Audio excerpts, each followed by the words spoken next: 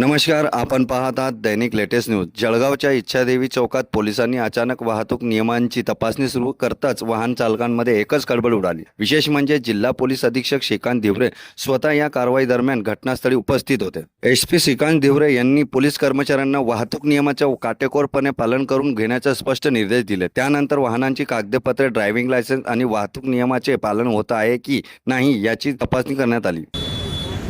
ये कार्रवाई जो हम ट्रैफिक पुलिस की हमारी जो रिस्पॉन्सिबिलिटी है, और इस यहाँ पे जो बहुत सारा ट्रैफिक जाम हो जाता है क्योंकि हेवी व्हीकल यहाँ पे ज़्यादा हो जाता है, तो इसीलिए जो सिटीजन्स है उनको भी तकलीफ ना हो, उन्हें भी मोटर व्हीकल एक्ट के अंदर जैसे उनकी जो रिस्पॉन्सिबिलिटी है उन्हें भी थोड़ा सा उन्हें रियलाइज़ किया जाए, इसलिए हम ये कार्रवाई कर रहे हैं।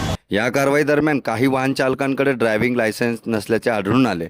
काही ऑटो रिक्षांमध्ये क्षमतेपेक्षा अधिक प्रवासी बसवण्यात आले होते, तर काही रिक्षा चालकांकडे आवश्यक कागदपत्र उपलब्ध नाही होते। कारवाई दरम्यान काहींनी ऑनलाईन दंड भरला तर काहींनी घटनास्थळी दंडाची रक्कम जमा करून पावती घेतली। विशेष म्हणजे शिफारशी करण्याचे प्रयत्न झाले तरी पोलिसांनी कोणतीही तडजोड न करता नियमानुसार कारवाई केली। ही कारवाई केवळ दंडासाठी नाही तर रस्ते सुरक्षा आणि वाहतूक शिस्तीसाठी आहे।